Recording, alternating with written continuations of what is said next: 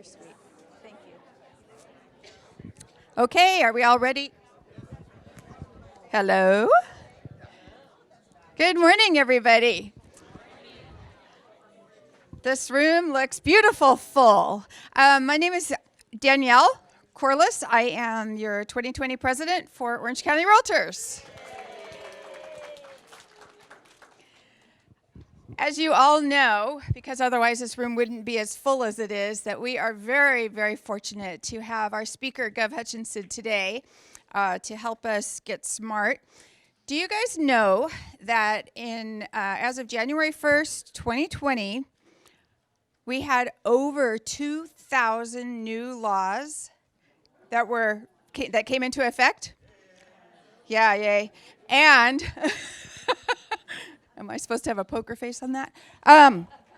Anyway, and then out of those 2,000 that came to be, I asked Gov, well, how many of them are housing related? And he shrugged his shoulders and he said hundreds, which is enough of an answer.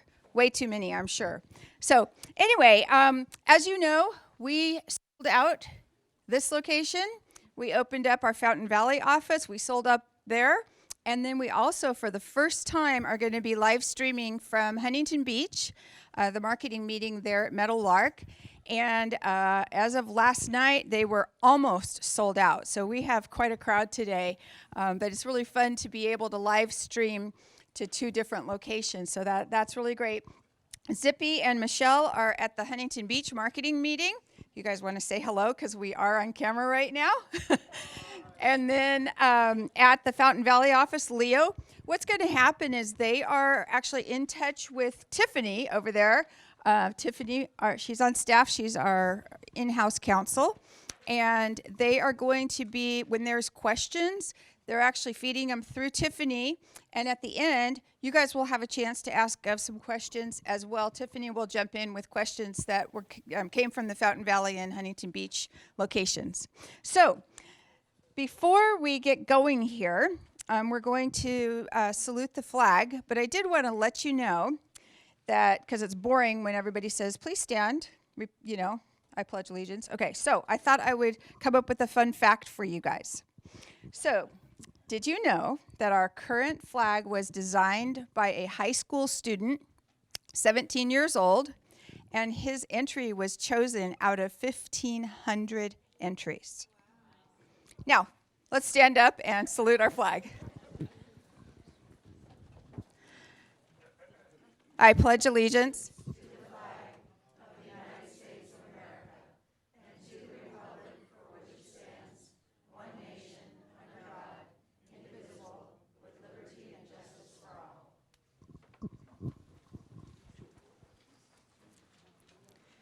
So we couldn't do this event here or a live stream without some sponsors. So we need to thank Brian Zutel from Zutel Law Group for being a sponsor this morning. He's in the back there.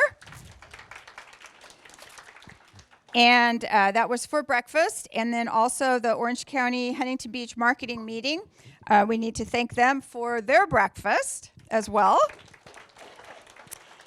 And then for the live stream, we have Robert Ross and Ryan Klein from Reverse Mortgage Educators. And they're going to talk to you for just a minute, and they might have a little surprise as well. Hey everybody, Ryan and Rob, Reverse Mortgage Educators. See some friendly faces here from our classes. But anyways, we just want to take a moment to share with you guys a few things. Of course we do loans, but what really drives us, what's really important to us in a lot of these purchase reverses that we do is how did the agent get the listing that brought us a purchase loan? Because if we can figure out how to help you guys track down those listings, well, Rob and I get to do more loans, and that keeps us happy at home. So we spend quite a bit of time researching, how does the listing come? Where does it come from? How can we put you guys in the position to be able to get that listing? It drives us. It's what we focus on. And I think Rob might have mentioned it last time he presented here, but 2019 NAR study, National Association of Realtors, great study, by the way, on who's buying and selling homes. And guess what? 54% of homes that are being sold by a 55 and older homeowner. So that's a huge demographic selling homes. So the next question is, how do we make sure that you guys stay in front of them? How do we make sure that they choose you as opposed to somebody else? And we've done a lot of research on that, and we have some good ideas on how to do that. And Rob's going to tell us a couple of those ideas. Okay, so we do a class here at the board. The next class is at this office here, Friday, March 20th. And in the class, what you're going to learn about is a system that we just recently created. It's a way for you guys to basically, if you guys come across a prospect that, you know, you're like, oh, this guy could probably do something, or these homeowners could do something, I feel like they're going to list in the next year or so. The challenge becomes, how do you stay in front of them, right? And how do you do it effectively to make sure your for sale sign winds up in their front yard? Well, we developed a system for that. It's going to be very cool. All you got to do is simply take that lead or that prospect and drop it into our system, and we're going to market to them on your behalf, and we're going to stay in front of them. So the articles that we'll be sending and newsletters and whatnot are all driven to help them understand the challenges behind listing a home that they've lived in for a long time. And hopefully the idea is that at the end of the day, you get that call that they're going to list their house. They may use our product or not to fund their next purchase, but at the end of the day, as long as you guys got the listing, that's the goal here. So come to our class. It is March 20th at this office here in Laguna Hills. And of course, Fountain Valley is welcome, and the folks at Meadowlark as well. So I think that's it, Ryan. Is there anything you want to add before we do the raffle? Nope. Let's give away a couple of the nice shirts from the OCAR store. If you don't win, you can walk right over there and buy the same thing. So, you know. Anyways, so let's draw a card and have some fun. And we'd love to see you at our class, guys. It is a complimentary class for you guys since you're OCAR members. If nothing else, we do feed you lunch. So, I mean, you know, we got that going for us. Oh, no. Let's have Danielle. Okay, Danielle. All right. Sarah Piazza. Sarah, our first winner. Blue, all right.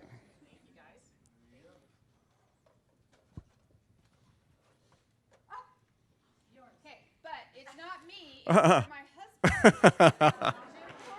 Woo. All right, redraw. Okay. Promise, I didn't look. He said no because it would have been mine. Right? Yeah, we can. Shirley Cameron. Shirley. Where we got Shirley? Shirley, you get the black one. Shirley's been to our class.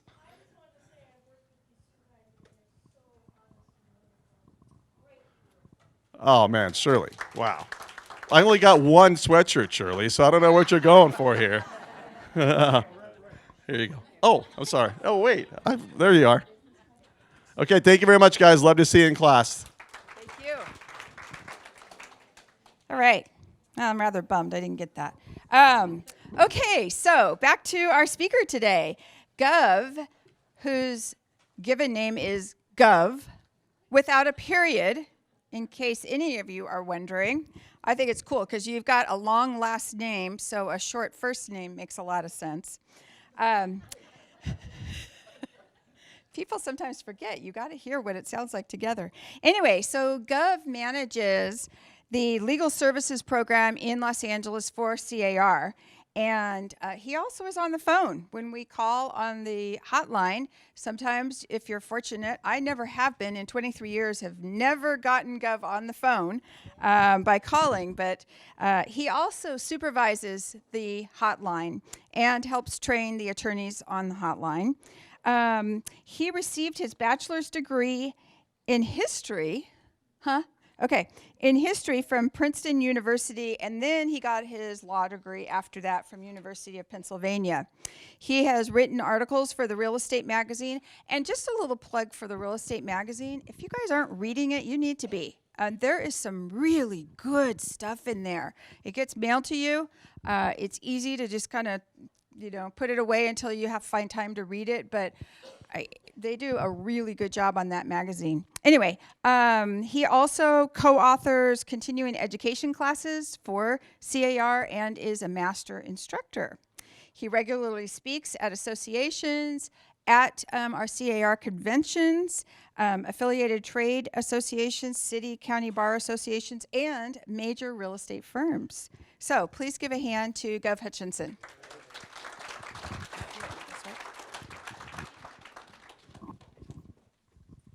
Hello. Sorry about my voice, getting over something, but I'm fine. She mentioned my name. Some people, believe it or not, think I am the governor of California. A realtor came up to me a few months ago in LA, and she actually came up to me and said, "You know what? Not only did I vote for you, I knocked on doors for you." I didn't know what to say to her, so I said, "Thanks, Or they think I used to be the governor. But no, I am not the governor. Just that's my name. That is my name. Talk about the new laws. So of the 500 or so real estate related laws that got passed, how many do you want to hear about? 400, 300? How about 10 or 15? How about that? I'm going to hit the important ones. They're not all equally important, as you know. But this year there's several real big things, real big laws to talk about, okay? By the way, you can ask questions as I go. You don't have to wait till the end. I'll repeat the questions so everyone can hear them. I'm also going to talk about some of the stuff that's coming up later in the year, also important stuff. But let's talk about the new laws this year that you really need to know about as a realtor. First, rent control law. California has statewide rent control. Let me ask you a question. Are there any cities in Orange County that already have local rent control? Some say no, some say yes. Where are they? The ones that... Okay, the point is this. The reason I ask that is because some places I go where they've already got... say to me, well, what takes precedence in this city if there's a conflict between the LA city rent control and the new state rent control? Which one takes precedence if there's a conflict? And the answer is very easy. Whichever one screws the landlord the most is the one that takes precedence. I'm actually not kidding. So only got the state law to worry about, so you don't have to confuse it with anything else. By the way, this fight is not over. Every year, there's certain political interests, sounds the same to me, certain political interests that want to make rent control even more harsh on landlords. I'll talk about that later. Let's talk about what we got right now. Just a few minutes. We got this law, remember, California rent control, that has two parts to it. First part is there's a limit on how much you can increase someone's rent. But that's not the most important part. The most important part is you can't evict someone without just cause if it's under rent control. Your whole life, you could evict someone for no reason at all. You ever had a tenant who pays the rent, but you just don't like them? Has this ever happened to you? Up until now, you could evict them. You don't even have to tell them why. Why are you evicting me? Because I feel like it, that's all. Do you know, starting now, you can't do that? You need a reason to evict, and you have to put the reason on the eviction notice. But before I go any further, let's talk about the good news. This does not apply to single-family homes. So any of you that have single-family home rentals, do whatever you want. Unless the owner is a corporation. So you got these big companies out there that own a lot of rentals, and they happen to be in the corporate form, they're not exempt. But if me or you has a couple rental properties, we're fine. None of this applies, okay? Second thing, even if it's not a single-family house, it doesn't apply if it's new construction. So you got a fourplex that's built in the last 15 years, it's exempt. But if it was built more than 15 years ago, not exempt. But you notice I didn't say January 1st, I said 15 years ago today. So you could have a building today that's 14 and a half years old. You're exempt, do whatever you want. 6 months from now, your building is 15 years old, you're not exempt anymore. So what do you do if you have a 14 and a half year old building? Evict the tenants now. Because you don't need a reason. Figure out now if these are tenants you want to keep for life. Because once the building hits the 15-year mark, these are your tenants forever.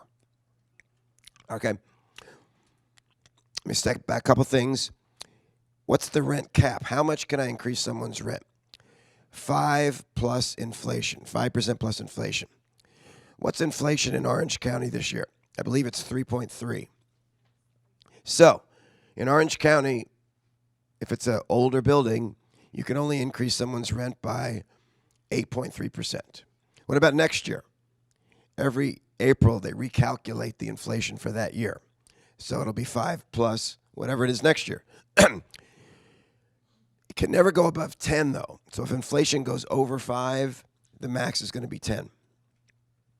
By the way, did you know in LA County, even if you're not in rent control, you can't increase someone's rent by more than 10%? Did you know why?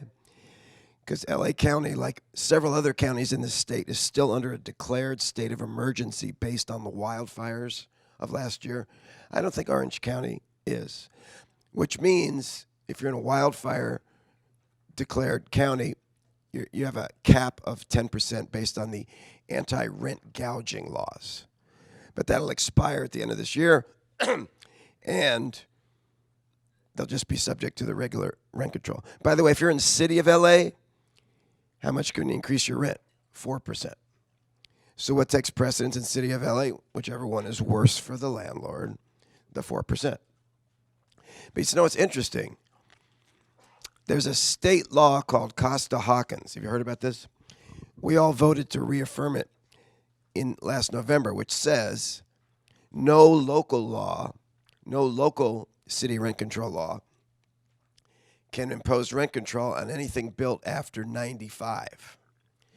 So LA rent control, San Francisco rent control, Santa Monica rent control, Berkeley rent control, they only apply to buildings in that city that are older than 95. But I just got through telling you the state law only goes back 15 years. You know what that means? Every building in LA that was built between 95 and 2005 that was not under rent control all these years is now under state rent control. It's still not under city. So it gets complicated. But guess what? There's a new ballot initiative getting on the ballot this year that we're all going to oppose that would say, oh, that doesn't apply anymore. Cities can impose rent control on anything older than 15 years, just like the state law. And you know what else this ballot initiative is going to say? It's going to say if you own more than 2 single families, you're not exempt. So once again, we're going to have to put money out there to try to defeat another proposed rent control law, just like we did last year. But let's get back to this year's law. So you got the basic, right? When I say it doesn't apply to single-family homes, that includes duplexes if you live in one half. So if you own a duplex, live in half, you're exempt on the other half. What if I own my house and I'm renting out the converted garage? You're exempt. What if I have an accessory dwelling unit in the backyard? I have a granny flat in the backyard. Am I exempt? Yes and no. You're not exempt from the rent cap, but you're exempt from the just cause. You know what that means? You can't raise grandma's rent, but you can kick her out. So think about that, okay? What if you're renting out a garage and a second unit? Up to 2, you're exempt from the just cause, but not the rent cap. What if I'm renting out my garage and a back bedroom and a granny flat? So I got 3 rentals on my own property. You're not exempt from anything. If you have 2 or 1, you're exempt from the rent cap. And if it's part of the property itself, it's converted garage, you're exempt from both. Okay? What if I'm renting out a bedroom, but it doesn't have a separate entrance? What if I got 3 bedrooms, I rent it out to 3 different people, but they come in through the same front door that I use? You're exempt from everything. None of these laws apply to you. The fair housing laws don't even apply. You can discriminate. When you're sharing space in a in other words, they don't have a separate entrance. You share the kitchen, you share whatever. No, none of these laws apply. Okay. Second part of this law is the just cause. Like I said, you need a reason to evict. Some of them are obvious. You can still evict if they don't pay the rent, violate the lease, cause waste, commit a nuisance, use the property for an improper purpose, sublet without your permission, et cetera, et cetera, et cetera. But what if the tenant follows all the rules? Is there any way to get them out if you're under rent control?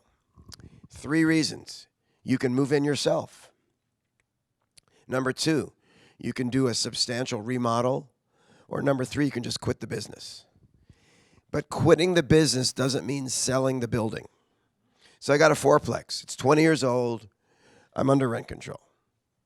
I'm tired of this rent control stuff, so I'm going to sell my building to somebody else. New buyer buys the building. Are they exempt? No. Selling the building doesn't make the tenants carry over to the new building. So what does it mean to go out of the business? That means you have to actually kick out all your tenants and leave the property vacant. I don't know if anyone hates being a landlord that much, but it's possible, theoretically, that you could basically leave the business or convert it into commercial or something like that, because commercial is exempt. Next question. Well, what if I leave the business, kick out all my tenants, then a week later I say, I'm coming back? Can I now rent to new tenants at the market rate? Well, in other words, how long do I have to be out of the business before I can come back? Nobody knows. Every local rent control law has a rule like 3 years or 2 years or 4 years. The state law doesn't. But I guarantee if any of us tried to do that, kick out all my tenants, and then a week later come back into the business, a judge is going to say, that's ridiculous. It can't mean that. But I think they're going to fix the law and put some time frame anyway. Same thing about let's say moving in your kids. Let's say you got a 4-plex and you got 4 kids and you got tenants way under market. So you kick out all 4 tenants, move in all 4 kids. Then a week later, your kids all leave. Now you put in 4 new tenants and charge whatever you want, right? No. Well, how long do the kids have to be there before they can move out and I can re-rent to somebody else? Once again, the law doesn't say. But I guarantee it's not going to be a week. There's going to be some rule, okay? By the way, when you move in, that means you can move in your kids, grandkids, parents, or grandparents. You can move any of these people in to kick out a tenant. You can even, and this is important, move in your spouse. This is what we call killing 2 birds with 1 stone. Honey, it's not about you. But for the benefit of our rental property, you need to move in. You know, that's what it says. That's what the law says. Okay. So we're all good with this. This is the basics of the rent control. One thing I didn't mention, tenants don't get just cause protection until they've been there 12 months. So let's say you have a 20-year-old building, so it's under rent control, but you just rented to your current 4 tenants about last July. So now we're under rent control, so I can't increase their rent by more than the cap. But since they haven't been there 12 months yet, I can still kick them all out. So it's not till a tenant's been there 12 months that they have the protection against just cause, the protection of just cause, which might mean this. Let's say I'm getting a new tenant. And obviously, if it's a new tenant, I can raise the rent as high as I want, but once they're in there, they're under rent control, so I can't increase it again in the next 12 months by more than 5 plus inflation. But as long as they don't stay there 12 months, they don't get the just cause protection. I think we're going to start seeing 11-month leases. Because the landlord wants the commitment of a lease, but if they do a 12-month lease, they can't kick the tenant out for 12 months because they're on a lease. And by definition, when the lease is over, they've been there 12 months, they're your tenant for life. Just keep in mind, tenants who've been there 12 months are your tenants forever. And if you currently have rental properties from last year where the tenants have already been there 12 months, they're your tenants for life, except for these reasons I gave you, okay? Sorry about my voice. I think it'll get better as we go. Now, the real important thing. How does this apply to me as a realtor? I mean, obviously, if I'm a landlord, I got to know all this stuff. But what if I'm a realtor? What's my job? Well, obviously, if you're a property manager, people are paying you to manage the property, you got to know all this stuff. But what if I'm just, for example, a buyer's agent representing a buyer buying a rental property? Or I'm a seller's agent and I sign a lease listing where I'm being hired to find a tenant. Is it my fiduciary duty to tell my buyer who's about to become a landlord, hey, there's this new law, here's all these things you need to know? Or is it my job as a landlord, as a seller's agent who's already a landlord and they're looking for tenants, is it my job to educate them on this law? And the answer is no. But I would say this, most attorneys talk about this, and we agree that you certainly have an obligation to tell your client, hey, there's this new law that just came out. You need to educate yourself about it. Which case they're going to come right back to you and say, you educate me. And you're going to say, do you want to hire me as a property manager? I'd be glad to. You don't want to, then you need to talk to your own attorney. That's sort of the way I would handle it if I were you. One more, and I saved the most important thing for last. This new law triggers a disclosure requirement. Every tenant in California, without exception, every residential tenant, is entitled to a written disclosure telling them about this law. If you're in a single-family home or a new construction multi-unit property, you're entitled to a disclosure telling you that your landlord is exempt from this law. If you're in a property that does come under this law, buildings older than 15 years, you're entitled to a disclosure about what protections you now have. So these are two separate disclosures. Aren't you glad we combined them into one form? So those of you that are landlords don't have to figure out which tenant gets this one and which tenant gets this one. If you give the same form to everybody, you're good. But this form must be given to every tenant in California. If any of you guys are landlords or property managers, if you haven't done it yet, please do it now. Technically, the deadline is July 1st. But for single-family home tenants, the deadline was last January 1st, so you're already late. So please give this form. I'll take your question in 1 second, but let me continue my line of thought here. Leads to the question, if I'm a realtor and I'm a property manager, of course I'm going to give this form to all my tenants. But what if I'm a realtor representing a buyer buying a rental property? Now, I have no idea whether the seller who the buyer is buying from gave this form to their tenant already. Some people have no idea about this law. Should I tell my buyer, you just bought a rental property that requires you to give this form to your tenants unless the person you're buying from already did it? Let me help you out here by giving you this form so you can give it to them. And the form, by the way, is on zip form. It's called the RCJC, Rent Cap Just Cause Addendum. My answer is you can do that if you want to, but you just don't have to. In other words, it's not your fiduciary duty to understand this law, but if you want to go that extra step, I would say it's okay to do that. Same thing if you have a lease listing and you want to tell your client, by the way, there's a new law, and by the way, you got to give your tenants a form. Here's a form to give it to them. By the way, going forward, you're not going to have to worry about this form. You know why? We've incorporated this form into the CAR lease form. So if you do a new lease with anybody or a new rental agreement, as part of that agreement, you'll be giving them the form. But all of your existing tenants that carried over from last year, this is a mandatory form requirement to give.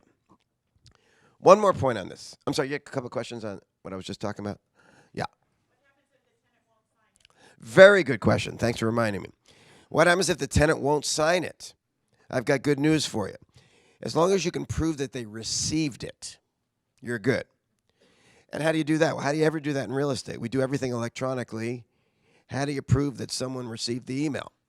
For this particular form, I wouldn't do it by email. I'd hand deliver it and make them acknowledge receipt or have a witness or whatever, or send it by certified mail.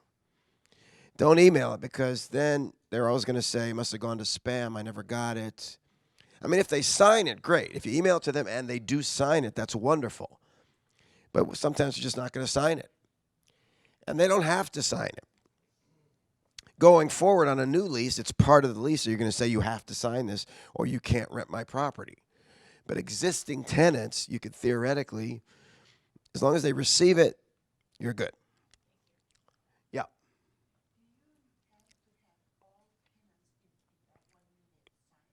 Very good question. The question is, you have to have all the tenants sign it. Well, first of all, as I just said, none of them have to sign it. So I think what you're really asking is, does every tenant have to sort of acknowledge it? And the answer is no. As long as one of the tenants acknowledge it, they're acknowledging on behalf of everybody. Now, going forward, though, on a new lease, yes, you're going to make every tenant sign the lease, and you're going to make every tenant sign this form as an addendum to the lease. Yeah.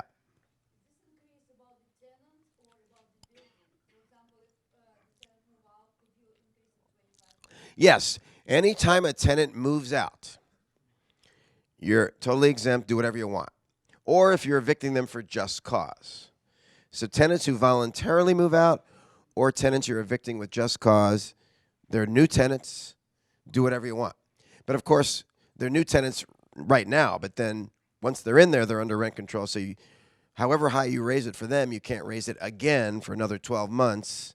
And even then, you could only raise it by the cap. But yes, for a brand new tenant, totally exempt. Okay? Yeah. Right. Right. Right.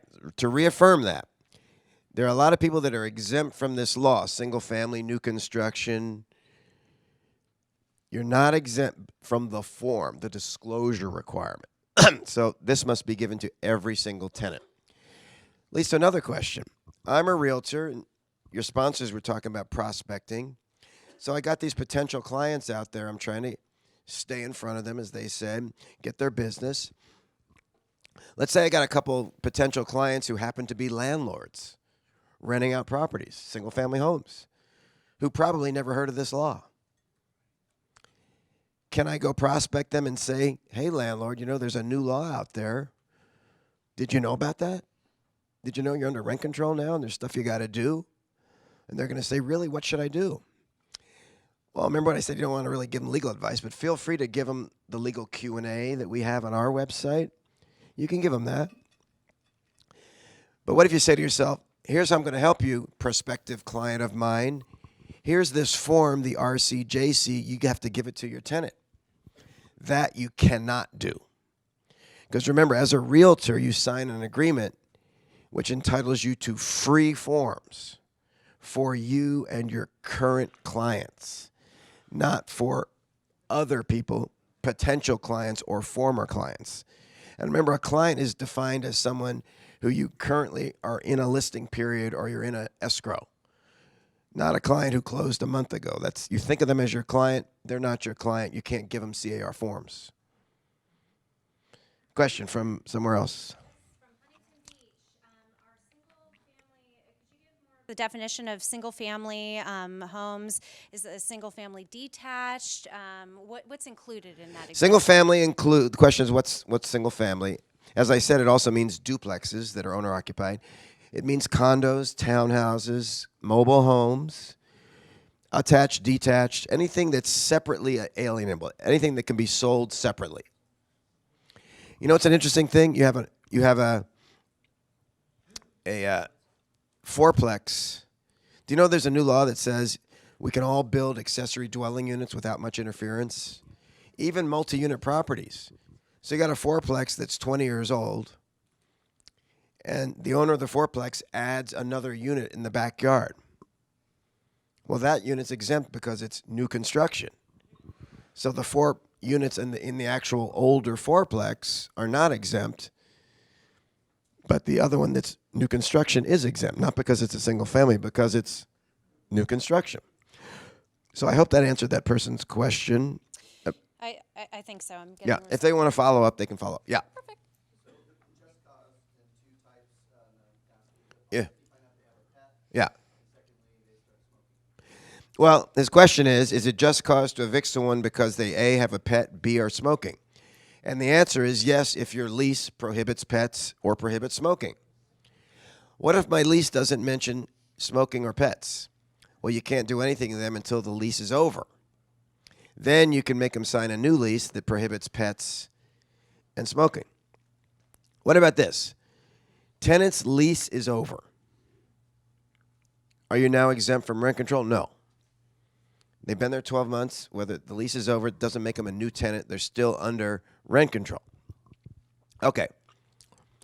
Did you know the law says now that if you have an existing tenant or a month-to-month tenant and the lease expires or whatever, you can tell the tenant you need to sign a lease. What if the tenant says, no, I'd rather stay month to month?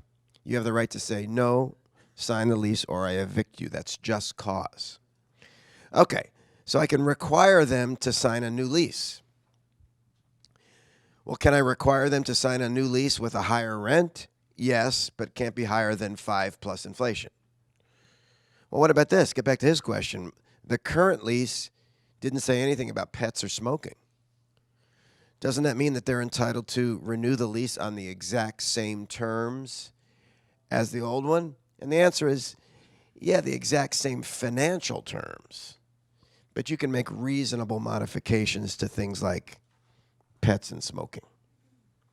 That's what Gov says. I hope the judges agree with me on that one. Another remote question. Is a non-owner duplex exempt from statewide rent control? Not at all. That's a multi-unit. So in other words, you own a duplex, you don't live in either side. That's not a single family. If it's more than 15 years old, you are not exempt at all. What about in Los Angeles? Does that remain to be? You mean, are they under LA City rent control? Well, let's, sure, LA City. I'd have to check. All right. So all the local rent control laws, LA, Santa Monica, Berkeley, West Hollywood, San Francisco, I have it on my desk, all of those, and I can easily figure it out, but I don't have it memorized, okay? Yeah. Is not offering a lease renewal the same as eviction? No.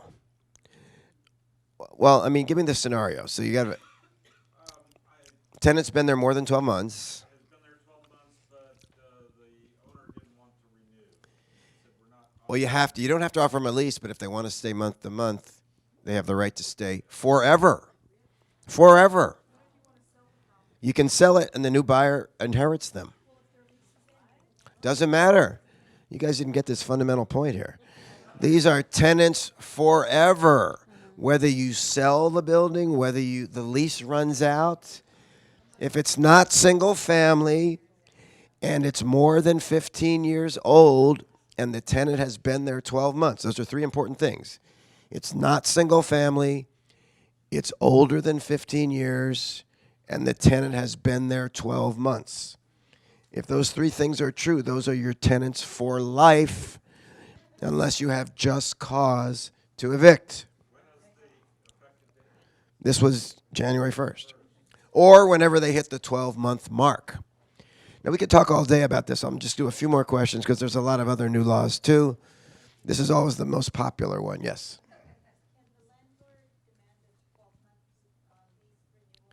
You can definitely demand a 2-year lease renewal if you want. They're your tenants for life. You can demand what you want. Well, let me rephrase that. I say that. I got a funny feeling, once again, the law doesn't specifically address that. I don't think you can require more than 12 months. Because there's language in the law that says you can require them to renew the lease on the comparable terms. So if your initial lease was 2 years, you could maybe say, well, we're going to stay at 2 years. But if the initial lease was 1 year, you probably couldn't require them to sign a more than 1 year lease. Well, the tenant can't insist on a lease, but the tenant can stay there as long as they want. They just can't insist on a lease, which sort of means the same thing, I guess. Depends on how you look at it. Remember just cause? I'm going to do about 3 more questions. Yes.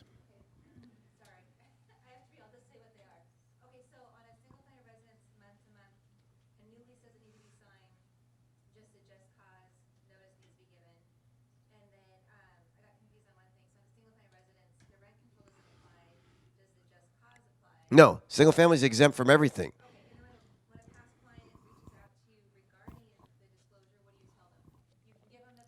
So a past client reaches out to you, says, "Could you give me this form that I need?" You could say, "No, I'm not allowed to give you or sell you CAR forms." They hire a lawyer to draft one for them, or they hire a property manager. They do something, or they can go to Google the law, pull it up, and the law itself says exactly what has to be in this form. They could type it up themselves. 3 more questions. Yes.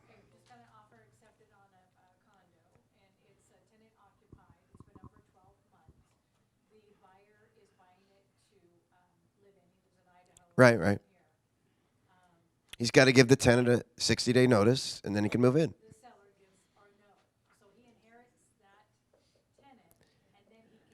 Right. The buyer can't give the notice until he actually buys it. The seller can't give it to him. Right. Right, because he's moving in. That's one of the reasons. Right. Yeah. Let's say you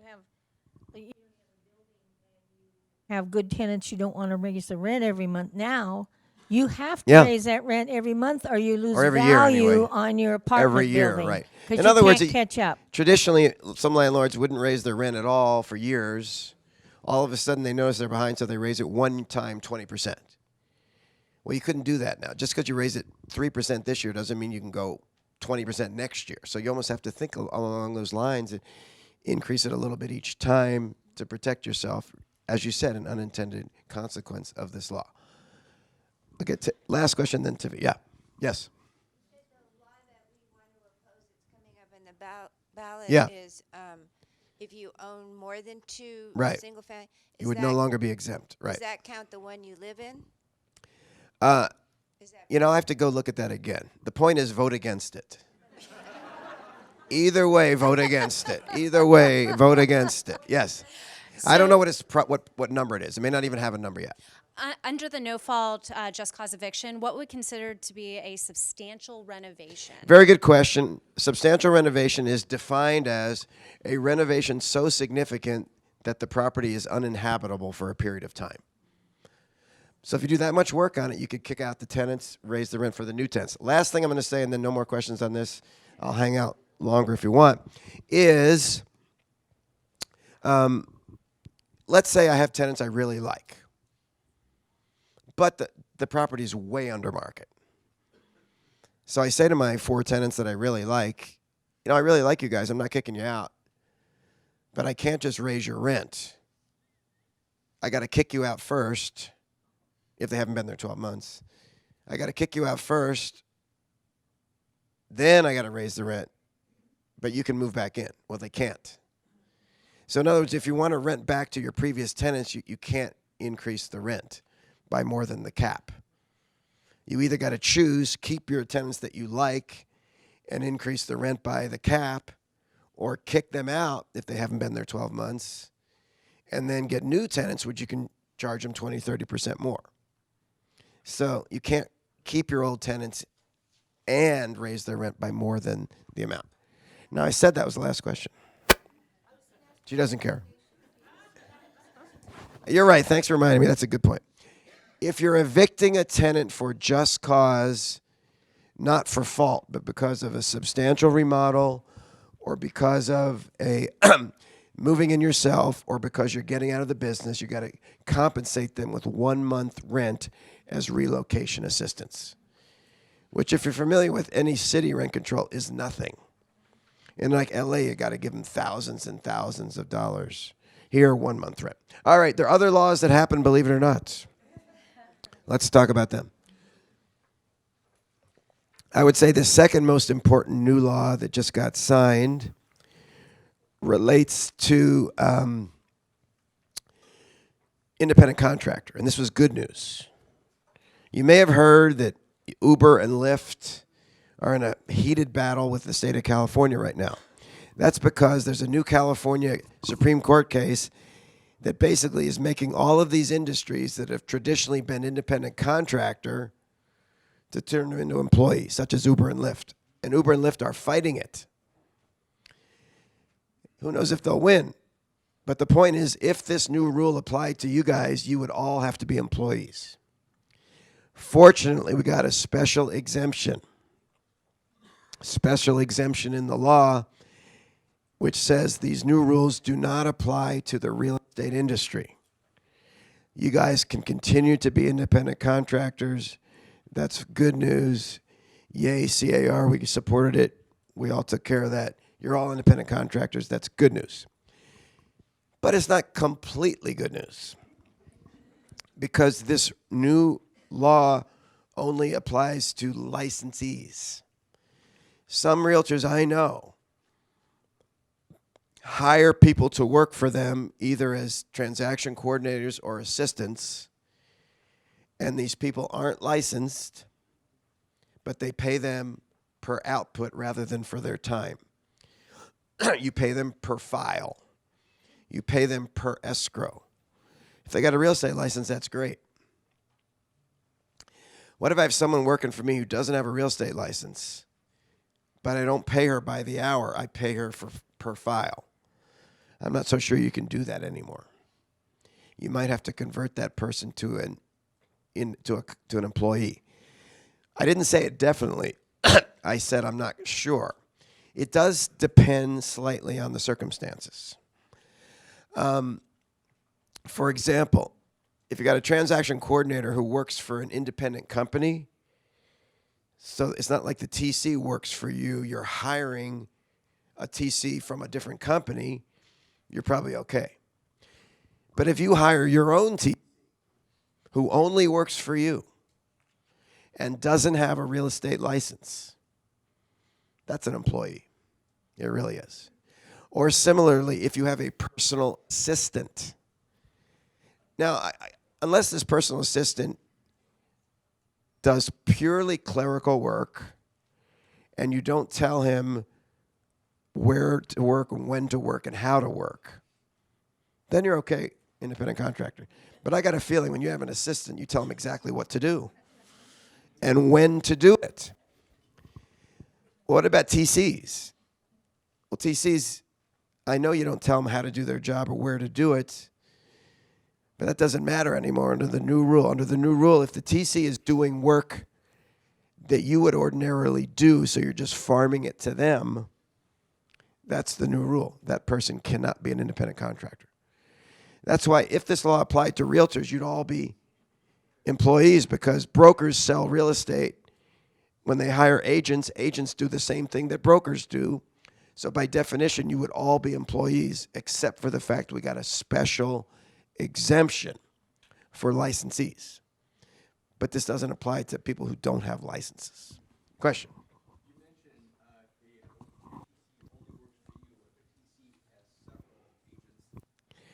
Then I would tell the TC, the question is, what if this TC works for several agents?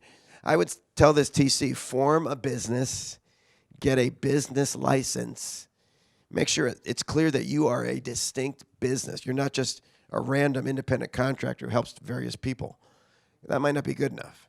Get a business license, be an independent business, and you're probably okay. I keep saying probably. This is not crystal clear. It's brand new. Feel free to hire an employment lawyer who will, in writing, tell you that you're okay. I will not, in writing, tell you you're okay. But that's my best, that's CAR's legal opinion, best guess. Yeah.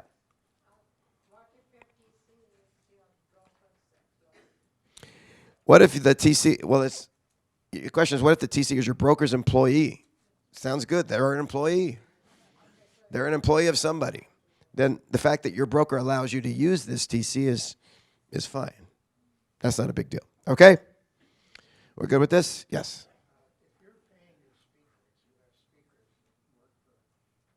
Right. Well, it's hard to get around. Yeah, in other words, his question is, well, if you're a speaker and you hire people who also do that, they're doing the same thing you do. I don't know how you get around it. I think you got to turn them into employees. Similarly, like plumbers. I will say, here's an example. You got a plumber. I'm a plumber. I'm getting too much business. I need to hire other plumbers to help me. But I'm just going to hire them and pay them per job. Used to be that was fine. But now the rule is, if you're hiring someone to do the same stuff that you do, they're employees. So plumbers who want to increase their business by hiring other plumbers can't pay them per job. That's my point. Fortunately, it doesn't apply to you as realtors. All right, let's talk about the next thing. Another big new law, which is definitely good news, gets back to the accessory dwelling units. Accessory dwelling units mean you have a property and you have other dwelling units on your property. Converting a garage, building a granny flat, renting out the back bedroom with a separate entrance. These are all ADUs.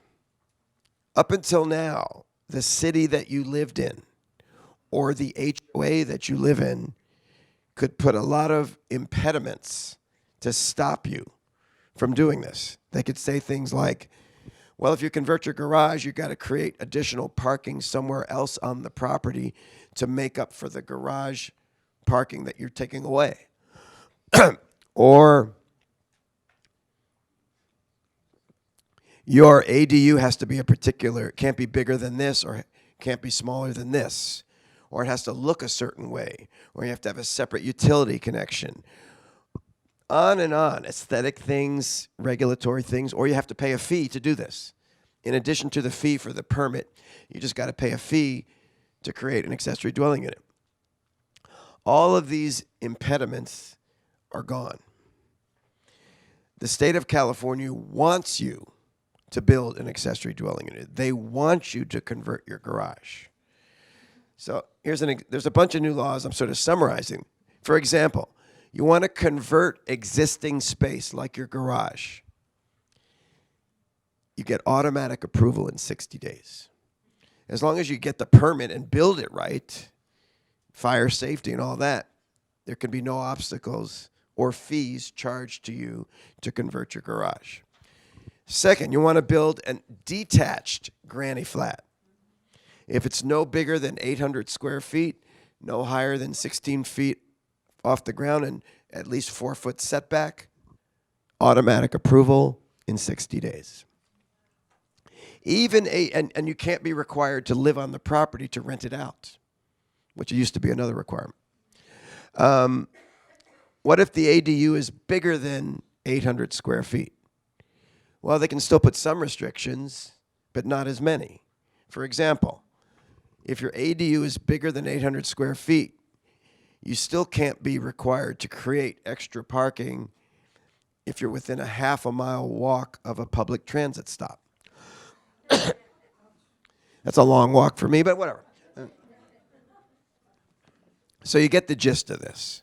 There's a lot more details. What I'm really telling you is, if you personally or your client is thinking about converting their garage, thinking about adding a unit, converting the back bedroom with a separate entrance, thinking of doing this stuff, you still got to get permits and pay permit fees and meet setback requirements, etc. But they can't just stop you from doing it. It's pretty straightforward approval process. So what if you are in this situation, or your client is in this situation, and the city or the HOA, that's big, HOAs applies to now, is pushing back, saying, I don't care what your CAR lawyer said. The answer is no. Well, you're going to call us on the legal hotline. Tell us your story. And if we think you have a good story, we're going to sick our attorney on them. You're not going to have to hire your own attorney. We've got one. We hired a guy. His sole job is to make the cities and the HOAs comply with these rules. And unlike me, he's a mean lawyer. And he's been batting 1,000 on when he does this. He never loses. So, a couple questions I saw.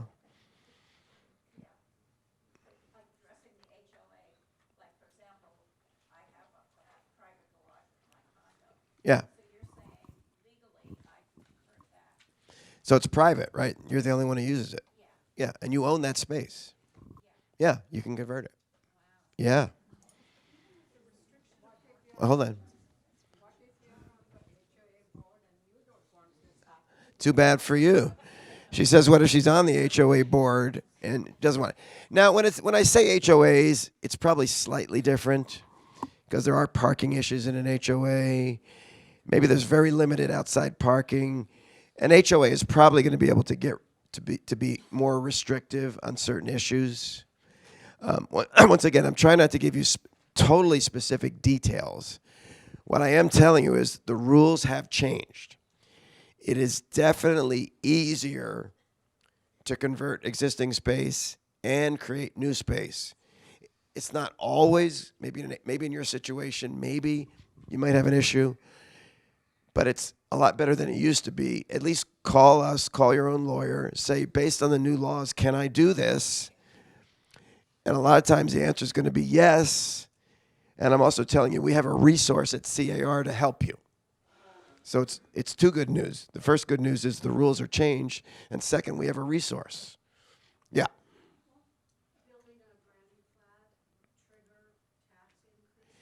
Well, I didn't say everything is perfect. Yes, I mean, right. In other words, yes.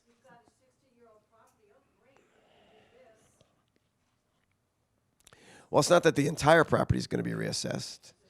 But yes, there could be negative property tax consequences, which you're going to factor in to the amount of extra income you're getting from the rental.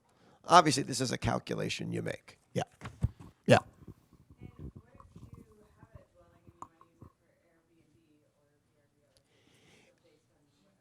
Yeah, you still don't have the right to do Airbnbs. And the cities can, this is not affecting that regulation. You can't do Airbnb. I mean, the cities can prohibit that, as can HOAs, as can landlords. Yeah.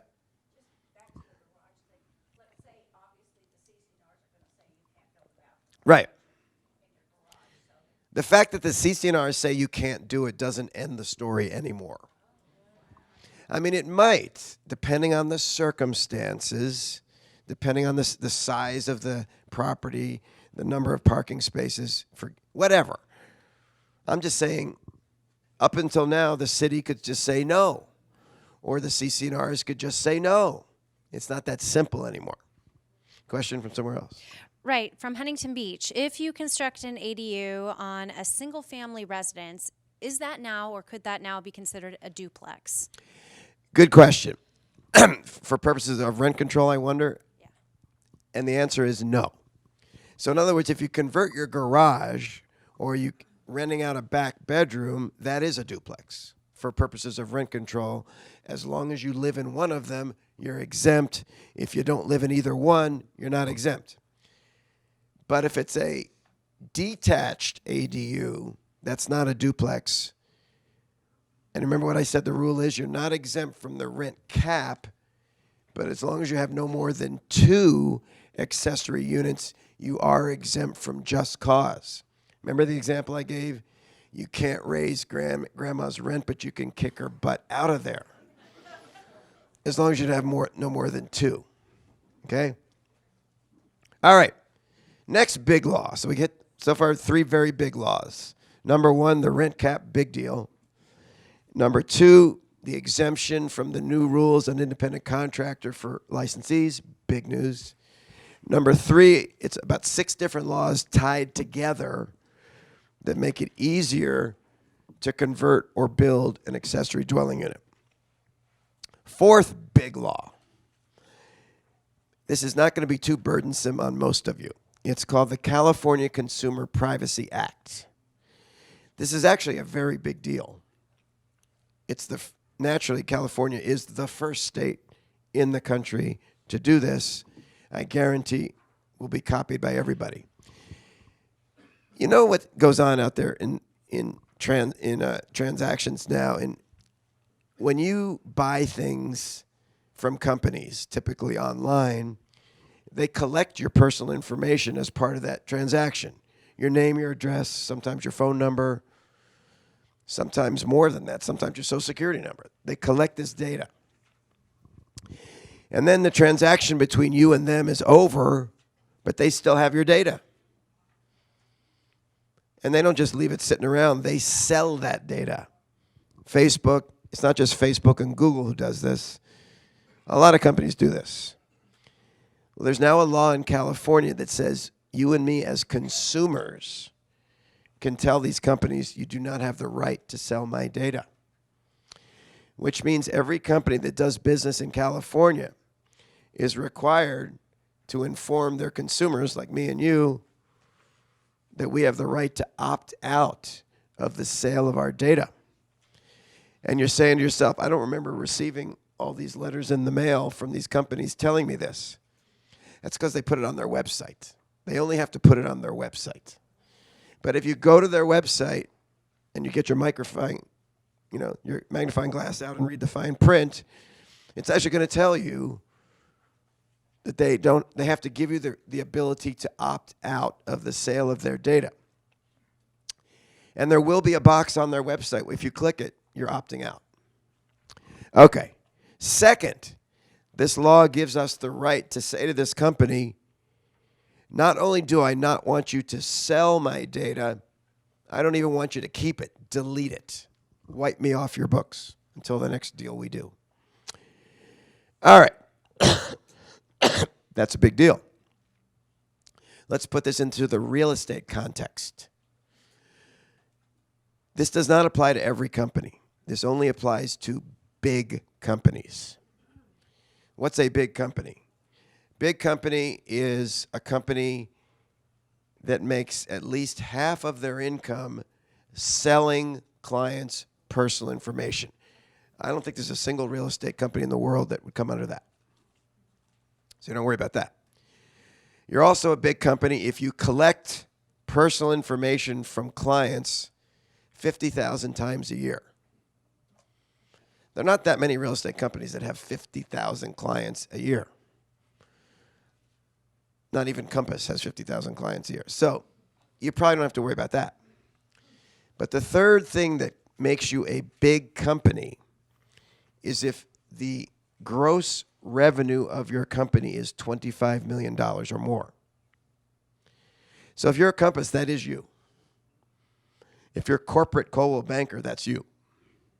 Most of you, maybe you have to ask yourself, your owner. It's your owner's job. It's not your job. But every real estate company or affiliate company out there, if your gross income, not net, gross, is $25 million a year, you're under this law, which means you got to tell all of your clients you have the right to opt out of the sale of this information, and I'll delete it if you want me to.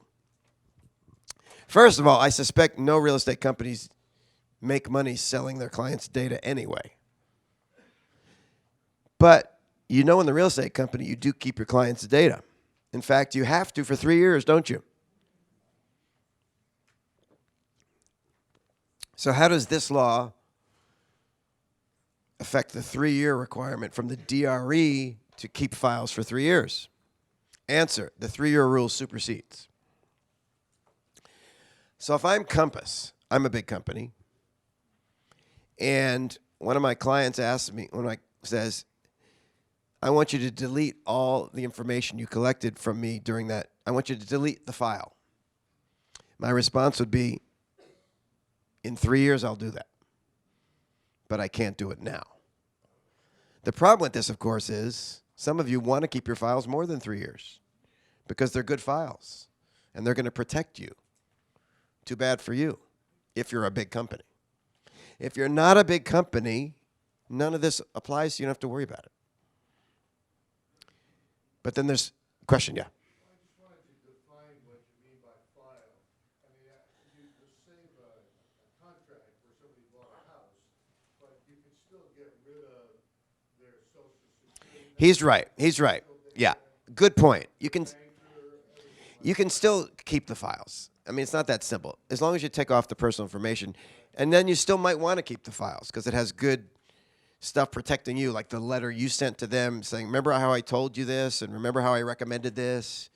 Yeah. In other words, I was a little bit too harsh there. Thanks for pointing that out. They can't tell you to delete everything, but they can tell you delete all theirs. So you'd have to go through each item in the file and get rid of, or if you do it electronically, get rid of the personal information about them. Good point. Yeah. If you own a franchise, then it's only if your franchise makes $25 million. Yeah. Yeah. Right. So like I said, a lot of you, it may not apply to you. But there's part 2 of this law that applies to all of you. You knew you weren't off the hook that easy. The part 2 that applies to you is think about this. Anytime any of you are engaging with a client in a transaction where your client is going to be giving their personal information to a big company, you have a disclosure obligation. Think about it. Pretty much every deal you do in real estate, your client is giving their information to a big lender, maybe a big escrow company, maybe a big title company, maybe Zillow, maybe the MLS. Inevitably, even though you're not a big company, you're doing a real estate deal, your client's giving their information, which means you, the agent, have an obligation to disclose to your client that they now have certain rights regarding interactions with big companies. We've made this so easy for you. We created a form. Not only that, we've attached the form to the agency form. And the agency form is attached to your listing and to the RPA. By simply taking a listing or writing up an offer where you give your clients the agency, you're also going to give them this new form. You don't even have to think about it, and you're in compliance. That's all good. The only caveat is if any of you do deals that do not involve an agency form, you do commercial, you do loans, you do property management, where there's somehow a big company involved in the deal, you still got to give this form to your clients. It's just it's not going to be automatic. It's not going to be attached to one of your other documents. So you're actually going to have to remember what Gov told me, which is there's a form called the CCPA I've got to give to my client. If you're doing residential sales, you don't have to think about it if you're using CAR forms. So I've now told you 2 very important new forms. Getting back to the rent control law, there's the RCJC, which is going to be given to every tenant one time. The second big new form I've just told you about is the CCPA, California Consumer Privacy Act advisory, which must be given to every client in every deal. Yes.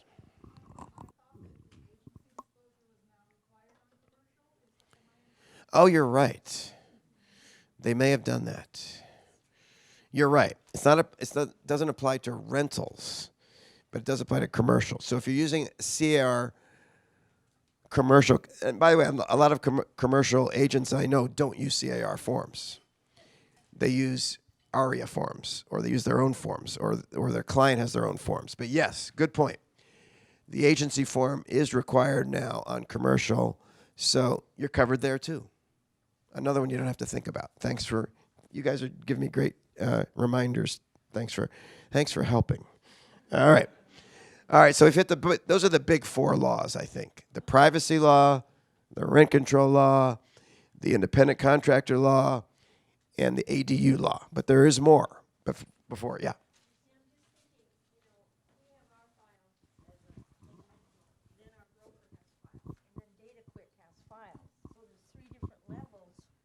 That we would have. Are you a big company? Personally, no. Well, I mean, yeah. I mean, Do you work for Compass? Do you work for Coldwell Banker? no.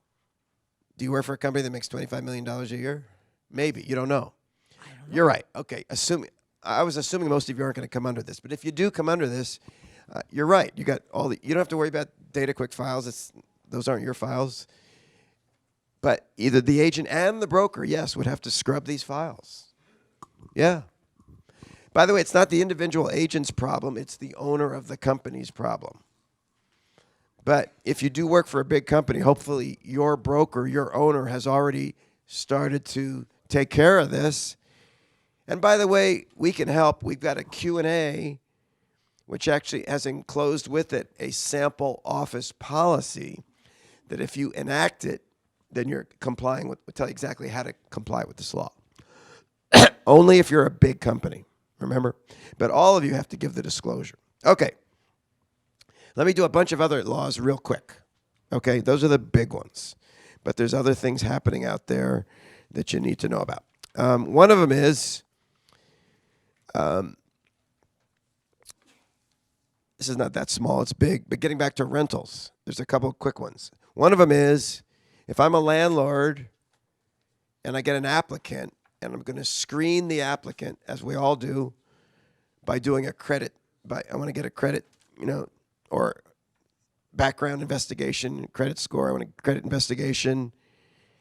If the landlord is hiring a third party to do the credit check or the background check, I, the landlord, have to disclose this to the applicant in writing. And if I'm doing a background check in addition to a credit check, I have to disclose in writing which company I'm going to use to do the background check. Naturally, we have a new form for this. The BIRN, Background Investigation Report Notice, which we've bundled and attached to our application to rent form. So this is the third mandatory form I'm telling you about today. It's mandatory if you're a landlord and you're going to screen your prospective tenants, which is all landlords. However, there's a way around this, because I know landlords today, what they do with applicants is they send them a link to a website like Rent Spree and say, go there and do their stuff. If that's you, you don't have to worry about this form, because you're not actually hiring the third party. They're going directly. But otherwise, new law, new form. So there was always a place in the bottom of the rental application to put where the screening came from, but you're saying now there's a separate place where you have to disclose background reports. Right. Not Right. just credit, but background. Right. And you have to disclose the actual name of the company. So you had to put the name of the company on the rental application. True. I guess what I'm really saying is it wasn't required before. It's required now. You could have actually left that blank without violating any law. But now it's a mandatory form. The application is not a mandatory form. This is a mandatory addendum to. So you'd actually probably be writing it on the application and on the. But the BIRA Yeah. is for anything other than credit? Right. It's two parts. You have to disclose that you're doing a credit check. And you have to disclose if you're doing a background check. But if it's a background check, you also have to disclose the company you're using. For the credit check, you don't have to say which company I'm using to do the credit check. But as I said, the way around it is the tenant goes directly to the third party themselves. Then you don't need the form. All right. Back to rentals. Here's a couple of things that are kind of significant. One of them is California now has 2 more protected classes. Pardon me. My water.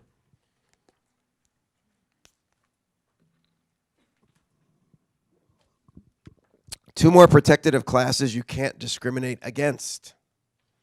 Some people say, Gov, I thought I couldn't discriminate against anybody. That's not true. There's a lot of people you can discriminate against. I live in Orange County, I discriminate against Dodger fans. If you have any Dodger paraphernalia, I'm not renting to you. I'm sorry, that's illegal. But in all seriousness, you can't discriminate based on someone's race, religion, color, skin, country of birth, age, gender, disability, marital status, family status, whether they have kids, source of income, which means you can't discriminate against lawyers, unfortunately. Well, they've added 2 new categories this year. One of them is going to surprise you. You can't discriminate against people in the military. You may say, why would I? Some landlords will say, I don't want to rent to people in the military because they can get deployed anytime. And when they get deployed, I have to let them out of the lease. So if I keep getting people get deployed, I keep having to turn over the property. I'll just not deal with military. Can't do that anymore. Not only that, military tenants, you can only charge them 1 month's security deposit for unfurnished, 2 for furnished. Every other tenant you can charge 2 months for unfurnished, 3 for furnished. Military, 1 and 2. Now, the other new protected class, what they really did is they expanded the definition of you can't discriminate based on source of income. The expansion is you can't discriminate against someone if the source of their income is a government subsidy, which is a fancy way of saying is you have to take Section 8 tenants. Up until now, a landlord could say, we just simply don't take Section 8. I'm not a Section 8 landlord. I'm not approved for Section 8. I just don't do it. Can't do that now. If you get a qualified Section 8 applicant and you're not already a Section 8 landlord, you got to turn yourself into a Section 8 landlord and turn your property into Section 8. Now, that doesn't mean you necessarily have to do that. For example, you get a vacancy, you get 2 applicants, one Section 8, one isn't. Can I just take the non-Section 8 one? Yes. But what if the Section 8 applicant has a higher credit score, higher income, whereas the non-Section 8, that's going to be unusual, I know. But, or things like the non-Section 8 has, but remember you have to factor in the subsidy as part of their income. It's not based on their other income. You have to factor that in. So if with the subsidy, their income is higher than this person, or what if the non-Section 8 has a criminal record and the Section 8 doesn't? Or the non-Section 8 applicant has bankruptcies and evictions and the Section 8 doesn't. If you take the non-Section 8 applicant in that scenario, the Section 8 is going to have a case. Because that would be an obvious case of discrimination based, because why else would you have not rented to this person who's obviously objectively better? I know that no judge can read your mind to tell you why you really picked person A over person B, but they try to read your mind based on the objective criteria, and they will do that. So you just can't blanket refusal of subsidized tenants anymore. Yes? Well, that works, because you're allowed to discriminate against pets. And if the Section 8 applicant has pets and the other one doesn't, that's slam dunk right there.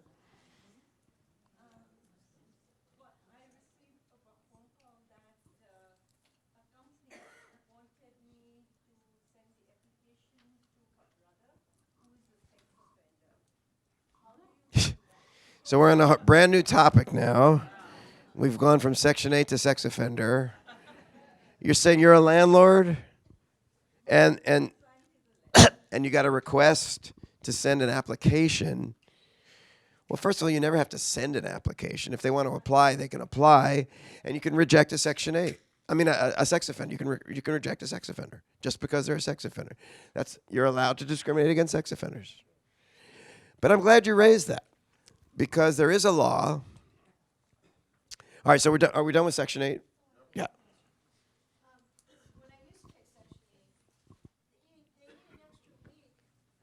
At least. I understand.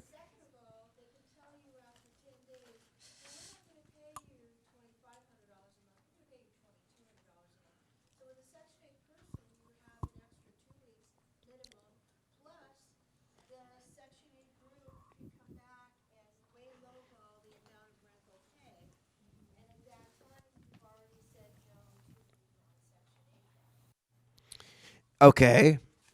What's your question?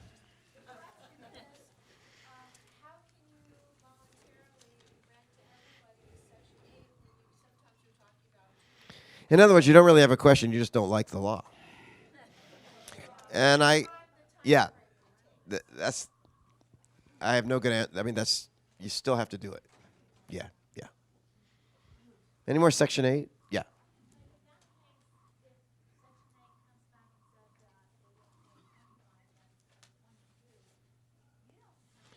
You really don't. I mean, because I'm not.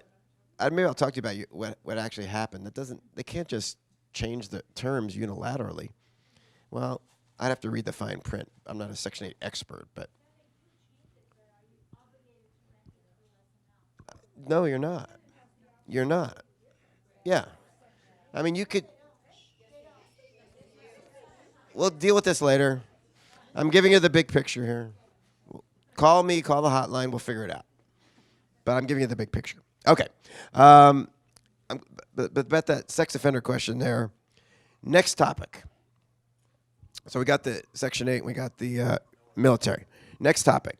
We got some new fair housing regulations, which is just like a new law, it's just regulations, which address this very issue.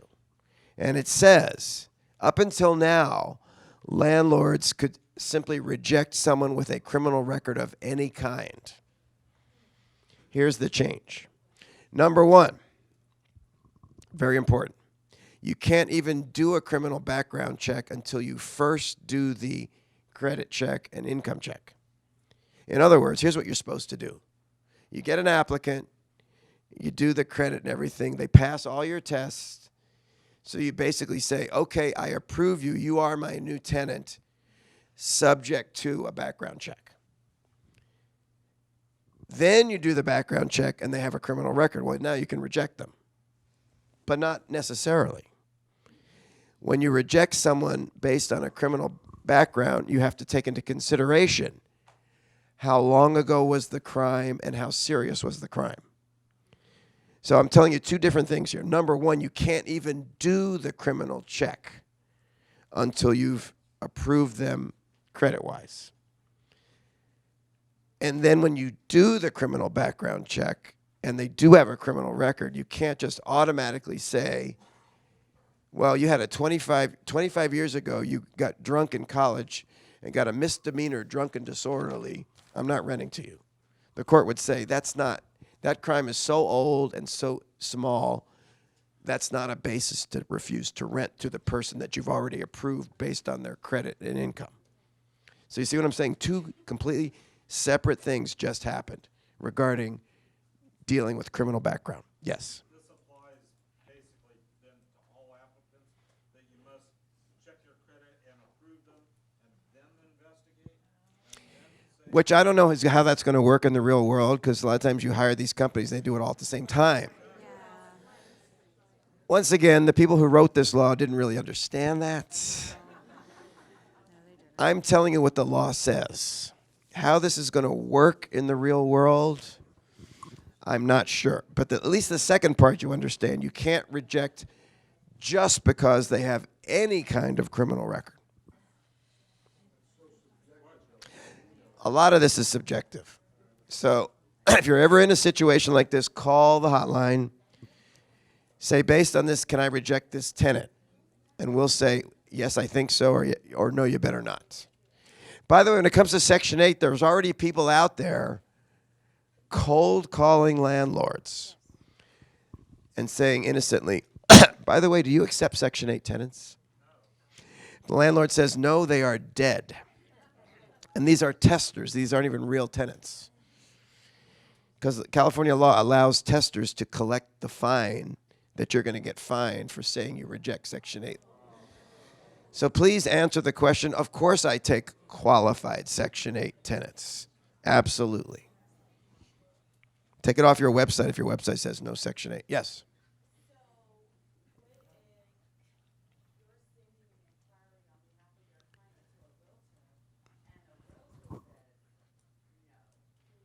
And the realtor's representing the landlord, like as a property manager or a leasing agent. Realtor's in trouble, and person who hired realtor is in trouble. Everybody's in trouble. Don't do that. This became effective, it wasn't January 1st, but no, this is recent. Well, there's two things. There's a law and then there's a regulation. Sometime last year. Exactly. Call me if you really want to know. Yeah. VA vouchers also fall into this category of you can't discriminate. You have to, that can't be a basis for denying someone. What's the best way to let an applicant know they weren't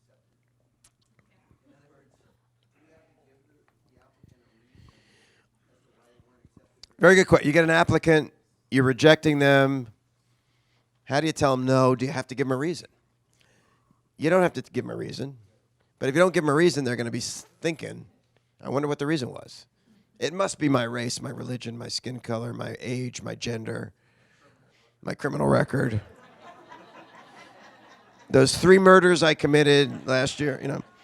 So I think it's always safer to give them a reason based on objective criteria. Here's my bottom line that I always have been saying for years and years. If I'm a landlord and I have a vacancy, I establish in writing what I'm looking for. I'm looking for no pets. I'm looking for credit score of this. I'm looking for income of this. No more than two per bedroom plus 1. I'm allowed to do that. Come up with all the criteria of what I'm looking for. All the legal things I'm allowed to, and I can make the credit score requirement as high as I want. I can make the income as high as I want. It can be an income of $1 million a month, or you can't live here. So I come up with these objective criteria. Then I solicit applications. The first applicant that meets them, any applicant who doesn't meet them, I reject them without talking to them. You don't meet you got pets, you got credit score not high enough, goodbye. The first person who meets all of your criteria, take them. Don't wait till you get 2 or 3 that meet your objective criteria and then start interviewing and pick the one you like best. Because then the other 2 are going to sue you, saying, I was good enough to get an interview. My objective criteria were clearly enough. I wonder why he rejected me. It must be my race, religion, color, blah, blah, blah, blah. See what I'm saying? But if you take the first one who meets your criteria, no one can complain. Yeah.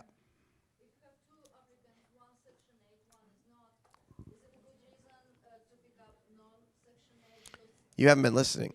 Oh, I see. The opposite. In other words, I'm picking you because I like Section 8? No, of course not. Why not? The non-Section 8 is going to pay me $10 more. Is that a good reason? Well, you're going to have the rent you're looking for.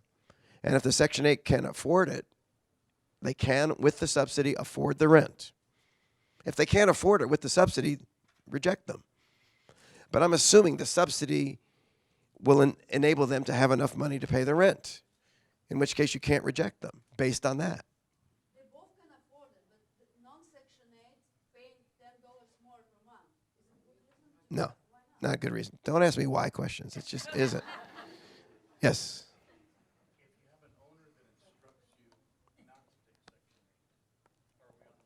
If an owner instructs you not to take Section 8, drop the client. Move on. Move on with your life. I'm still stuck on the criminal record. Yeah. To this one over here, Yeah. you said you can discriminate against sex offenders. In my opinion, But I might have to take the person with grand theft auto. I mean, how do I know whether I can or can't? gentleman asked the same question. It's very subjective. How do I know? There's no guidance. There's no guidance. Yeah, who are these Department of Fair Housing people that come up with this? Listen, let me go a few more minutes. I know some of you need to leave, but just make sure I cover a couple more things. We've covered all the real important stuff, but some other things real quick. Let me see what's crucial for you to know. Crucial stuff. By the way, there's one more new form that came out in addition to the 3 I just mentioned. Seller Vacant Land Advisory. Not a mandatory form, just a good idea. Back to the fair housing regs. Here's one you're always interested in knowing about support animals and comfort animals and service animals. Well, they changed the rules again. Never the way we want them to change them. Okay, here's the idea. Tenant shows up with a dog. You say, no pets. They say, that may look like a pet, that's not a pet. They say it's a service animal or they say it's an emotional support animal. You respond differently depending on what they say. If they say, listen very carefully, if they say this is a service animal, they use the word service, it's got to be a dog or a miniature horse. Seriously. And you're allowed to ask them 2 questions. Question number 1, do you have a disability? If they say yes, end of interrogation. You cannot ask them what disability they have, and you cannot ask for proof. But you can ask question number 2, which is, what task has your dog or miniature horse been trained to perform? And they're going to say something like, the dog has been trained to notify me when the phone rings because I'm hard of hearing, or something like that. Which basically is now going to tell you what their disability is. It's hard of hearing. So you're indirectly going to find out what their disability is. But they don't have to prove it. They just got to, but they do have to prove that the dog has been trained and certified to perform that task. So you're entitled to, do you have a disability? If yes, what has the animal been trained to do? And prove to me the animal, not online, not an online thing. Prove to me they went to a legit, whatever that means, class and got certified by actual trainers that they are certified to perform this task. If that's it, you're done. You must rent to them. You cannot charge them extra rent, extra insurance, extra deposit. You got to take them black and white. Before I go on, you have a question? Yes. Yes. But therapy is different. I haven't got to therapy yet. Unfortunately, there is no state accreditation. Yeah.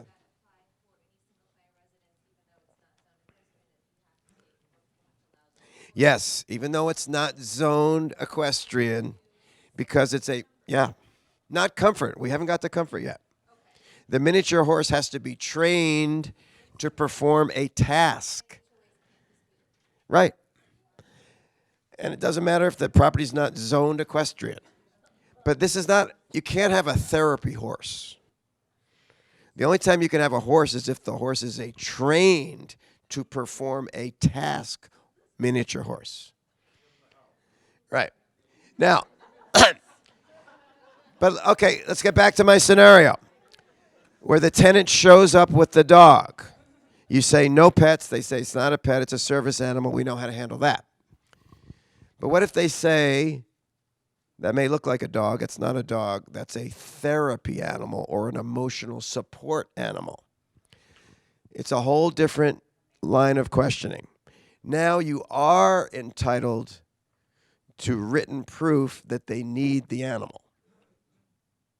So if they say service, they got to prove to you the animal is trained, but they don't have to prove to you that they need it. But if it's therapy, they have to prove to you that they need the comfort animal or support animal. And this specifically means not something from some online provider. They have to prove to you in writing. Well, what they basically need is something in writing from a third party who has personal in fact, has personally been in a caregiving situation with this person. Could be a doctor. It doesn't have to be a doctor. It could be some other type of therapist. It could be social services provider. Could even be, believe it or not, the leader of their Alcoholics Anonymous peer group. Believe it or not. Hopefully it's a medical, but it can't be someone who never met the person who they got it online. They got to prove to you this person has been has been providing care to this person. Doesn't have to be a medical doctor, but this third party in writing tells you this person needs an emotional support animal. If you get that, now the next question is the animal. Well, now it's not limited to dogs and miniature horses, but that doesn't mean they can come up with any animal in the world. If they show up with a gorilla, you could say no. On what basis are you rejecting the gorilla?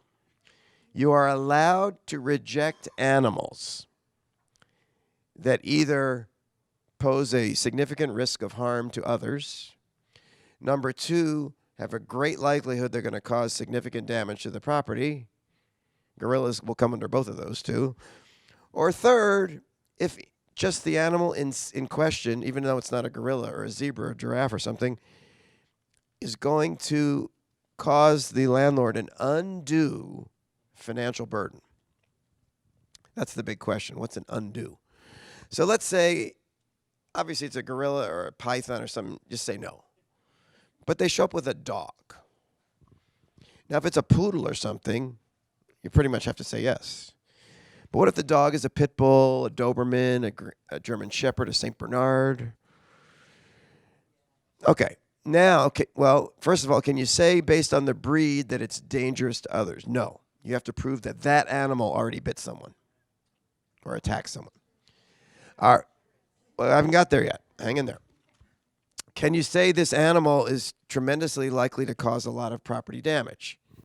Maybe. I mean, if it's a 600 square foot rental and it's a 200-pound St. Bernard, you could probably say, get a different support animal. That's really, there's no way that's not going to cause tremendous property damage. But let's say it's a pit bull that has never bit someone, never attacked someone. It's just a pit bull. But your insurance company says we exclude that breed. We will not insure your property if you allow a pit bull on premises. Is it an undue financial burden to have to rent property without insurance? Absolutely. You could say no. But you can't just say a simple no. Now you have to do an investigation. Here's what you got to do. You got to first say, you got to see if there are any other first we have to go to the insurance company itself and say, you know, insurance company, just like me, you have to reasonably accommodate people with disability. And this particular tenant has a pit bull only because they have a disability. So insurance company, you should accommodate them and waive your normal rule and allow the pit bull. Insurance company says, no, I don't care. No. Are you done? No. Now you got to shop around. Are there any insurance companies out there that will insure the property with a pit bull? Not a single one in Orange County will do it. Are you done? Probably. But what if one of the insurance companies says, we will insure the pit bull for quadruple the cost of the normal insurance policy? That's an undue financial burden. But what if they say, yeah, we'll insure the pit bull for $50 more a month?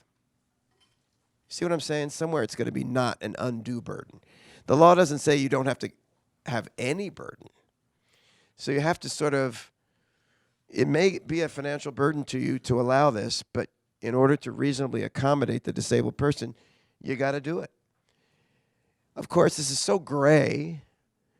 What is an undue and what isn't? The rules say it depends on how big the landlord is.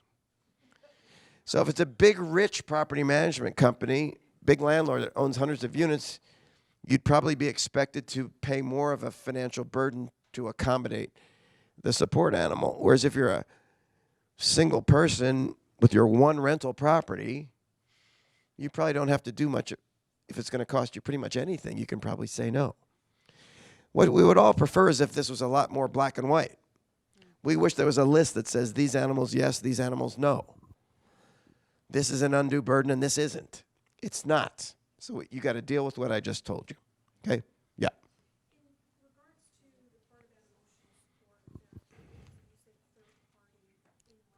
Yeah. Yeah. She is right. She says, what if someone has a daughter who's autistic and you take care of that person? You are a reliable third person. If you say, I'm telling you my daughter has a problem, needs the animal, that's good enough.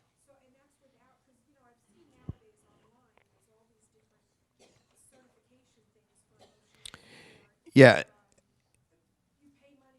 Right. That's not necessary. First of all, the animal never has to be certified.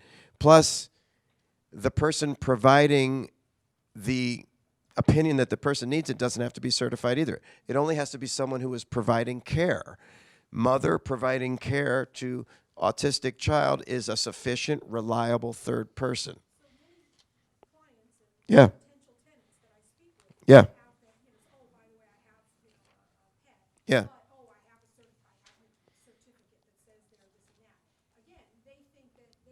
Maybe they're referring to service animals, not support.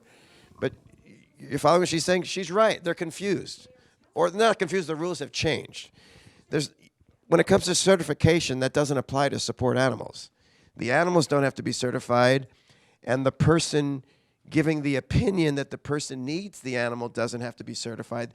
They just have to be someone who's in a position of taking care of this person. This just happened. Yeah. Yeah. Yes. Yeah.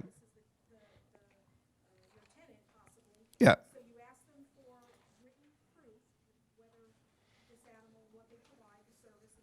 Right. Do they have to support that, or can they ask for more specifics about whatever the disability is, or can they require something from the doctor? You're getting back to service animal now. No, you can't ask for anything. Yeah, you can't ask for anything. Right. Yes.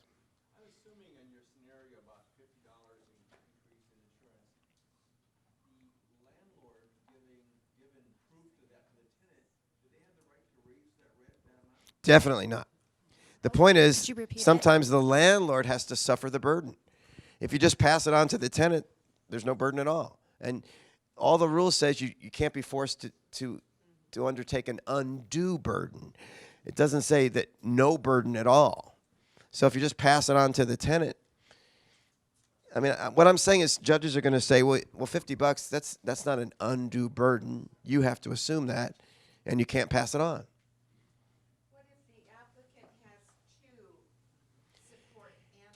If the care provider thinks they need more than one, one is not enough, then you got to allow two. You can't charge anything. Charge nothing.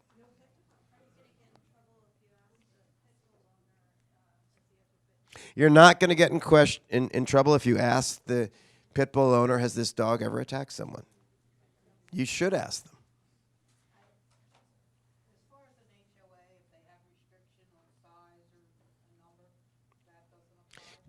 Yes. If an HOA has a restriction on how many pets or how big they are, if it's a legitimate service or support animal, they can't enforce those rules. They have to allow. Yeah.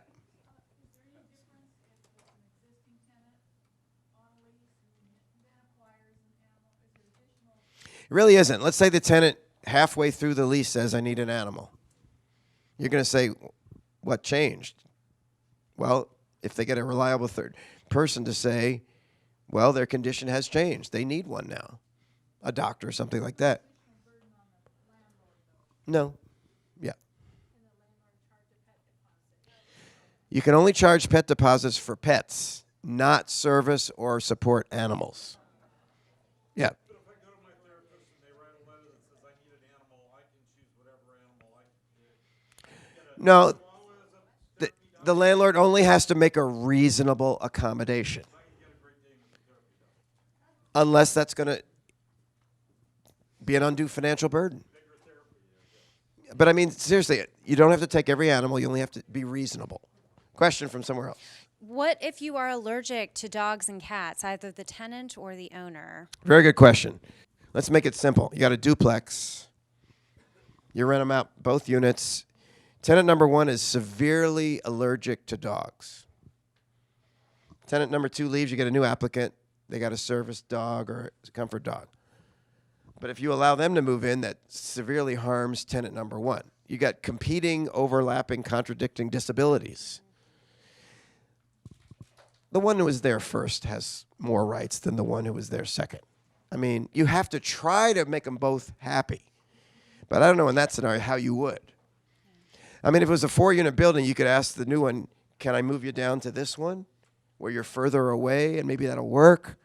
But if it's an absolute situation where allowing this accommodation will harm someone else who also has a different disability, the one that was there first, sort of common sense sort of takes precedence. Okay?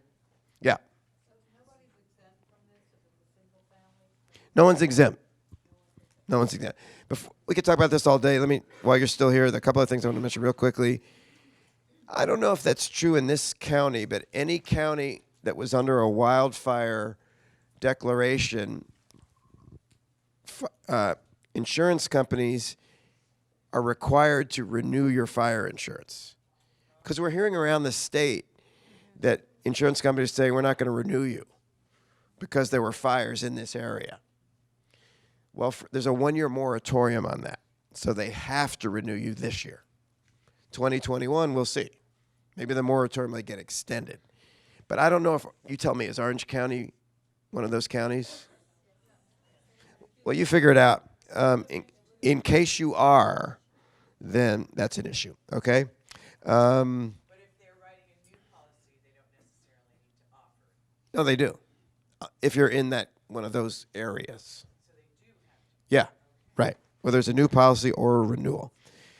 Okay, on a somewhat lighter note, not really a lighter note, but I try to make it humorous. Actually, this isn't a light note at all. I shouldn't have said that. But anyway, the concept of harassment, which is a big deal today. We don't like it. It's a terrible thing. We all agree to that. A couple of things have changed legally. You're really not going to like one of these. Let's say you're a landlord and you got some tenants. You got a fourplex. And every lease, every single lease has fine print that says, tenants, you have to respect the rights of other tenants, quiet enjoyment, blah, blah, blah, which really means if you're a jerk to other tenants, that's grounds for me to kick you out. If you make too much noise, your dog attacks them, whatever. So let's say you're a landlord and one of your tenants says to you, one of the other tenants is sexually harassing me. Now, just because the lease says it's grounds for eviction if you do this doesn't mean the landlord has to evict. It just means the landlord can evict if they want to. But some landlords are going to say, that's a he said, she said situation. I'm just not going to deal with that. Call the police, but I'm not evicting them because you say he's sexually harassing you. You notice I said he. It's probably a he. Well, the rules have changed. The rules now say if one tenant tells you, the landlord, another tenant is harassing them, you have to evict. Of course, now you're going to say, yeah, but what if they're not telling the truth? How do I know? It's a he said, she said situation. How do I deal with that? And the answer is, I don't know. I think is brand new regulation. My thinking is this is going to be interpreted that the victim has to have some supporting evidence, like witnesses. I mean, otherwise, if it's a pure, he's doing it and he says, I'm not, I don't see how you can use that as a basis to evict. But the point is, up until now, you clearly could have just said, I'm sorry you think he's doing that, but I'm just not going to get involved. Because you didn't have to get involved. Now you have to get involved. And the way I read this, if they can substantiate their accusation and you don't do anything about it, you can get in trouble. That's what I don't like about this as a landlord. Yeah. Right. Yeah. Yeah. Whoever the landlord is. Question from... Right. So for the new regulations, what you were saying before about what would be the burden of proof? On which generally part? speaking? The last thing I just said? Yeah, the last thing I you just have said. no idea. Okay. This is why it's brand new. It's very gray. Hopefully we'll get some clarification. And then going back to rent cap and just cause eviction, under substantial renovation, do you need to go to court to get an approval to evict a tenant? Well, good question. In general, if you're evicting a tenant, you just give them a notice to terminate and evict them. The tenant could always fight that and fight the eviction by saying, hey, I was under rent control here, and I don't think the landlord had the right to do it. And then in the unlawful detainer trial, the tenant would try to prove that this really wasn't a substantial renovation or whatever. So, in other words, it's not like you have to get proof government approval to evict them, but if they challenge it and you still go through with the unlawful detainer, you know, that they can bring up that defense in the unlawful detainer action. So, in other words, you don't have to get pre-approval from the government. Just give them, if you think you did a substantial renovation and that's your grounds to evict, give them a 3-day notice, give them a 30-day notice or a 60-day notice, pay them the 1-month relocation, and if they don't leave, file an eviction. They could defend the eviction and say, I don't think they really did it. And then that'll be resolved, okay? Anyway, the very last thing I'm going to say, and I'll stay as long as you want me to, but some of you I know are probably have appointments or whatever, or you want to just have lunches, I don't know. Anyway, getting back to the harassment thing, this is very important. So there's this new thing about the rental situation, but there's another new thing which really became effective last year, and that is harassment in the workplace. So up until now, I was talking about harassment in the rental situation, but harassment in the workplace. You all know, we all agree that sexual harassment in the workplace is bad and it's illegal. We know this. What happened this year is the definition of harassment in the workplace has been expanded beyond sexual harassment. So it used to be you were working with someone and they were a real jerk. As long as it wasn't sexual, there's nothing you can do about it other than quit. If someone wants to call you names, you big stupid jerk, you moron, that was unpleasant. You could complain about it. You can complain to the boss, he's a jerk, get rid of him. But there was no law being violated. It's not against the law to be a jerk. Well, now it is against the law to be a jerk in the workplace. I mean, you can still be mean to your spouse, go ahead. But I mean, unless you work with her, right, then you're in trouble.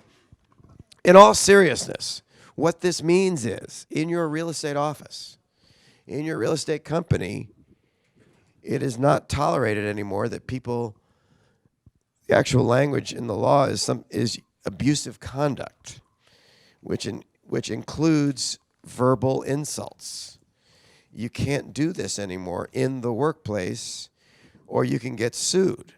And it's not just conduct with malice that a reasonable person would find hostile, offensive, and unrelated to the employer's legitimate business needs, such as repeated or egregious infliction of verbal abuse. Repeated or egregious. So if it's not egregious, you can do it once. It's not repeated, right? You can get away with, don't even do it once.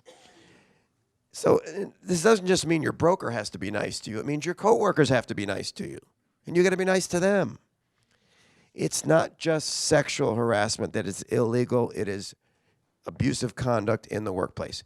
And remember, for realtors, your workplace is not just the four walls of your office that you never go to anyway. The workplace for a realtor is planet Earth, because you work everywhere and you interact with people. And by the way, your workplace and the people you work with includes other realtors in other offices. And service providers in the real estate industry, vendors. So, pardon? Well, I don't memorize these codes. I mean, I can get it for you, but yeah. Trust me on this, though. So in other words, if you think about it,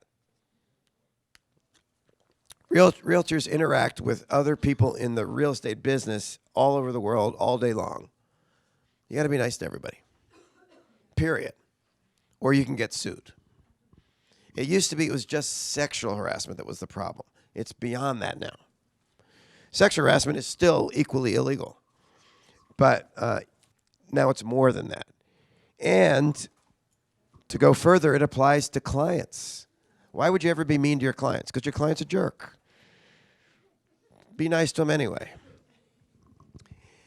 Well, is there anyone I can still be mean to other than my spouse? Well, I guess someone who's not a client and not in any way connected with the real estate business. But nope, The law says clients and potential clients. Now we've covered the entire human race. Because I know you as a realtor consider every human being you ever meet in your life a potential client. Except, once again, your spouse, who, please don't be mean to your spouse. Don't say, Gov said be mean to your spouse. No, I didn't say that. But you understand what I'm saying? Finally, you all have to take a class on this. No, not all of you. Owners and supervisors and managers and brokers, anyone in a supervisory position, you've got to take a 2-hour class before the end of this year and every 2 years thereafter. You can do it for free on the website of the Department of Fair Employment and Housing, dfeh.com. You can pay $50 and go to CAR's website and take an even better 2-hour online class. It really is better than their class, but whatever. Get a certificate, keep it in case you're ever audited. But anyway, you got to take it. But the rest of you in this room, even though you don't have to take the class, it's not a bad idea to take the class, because how else are you going to know all these rules that have just changed? I just took the class. I am a supervisor at CAR. I've taken the sexual harassment class about 5 times every 2 years the last 10 years. But this year's class was not just sexual harassment. It was this other stuff. And it was really, whoa, I got to be nicer to my people. You know what I mean? So the rules have changed. Yes.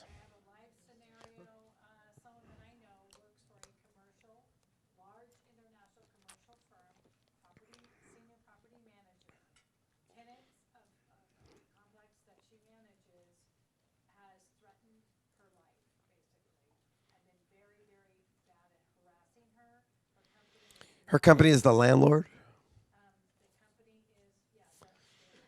So tenants doing bad things to landlord? Okay. So that's not really a workplace. That's not a workplace situation. Yeah. So it's a client situation. Well, then feel free to sue the tenant. Because it goes both ways. You got to be nice to your clients, but they got to be nice to you.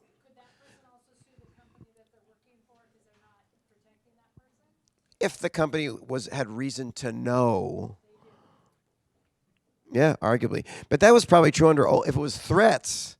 It's already a crime to threaten someone. A reasonable threat against someone has been illegal forever. So maybe if it's something that's not quite a crime, but it's just abusive conduct, and you're right, that is a client relationship. So yeah, that could be an issue. Yeah, absolutely.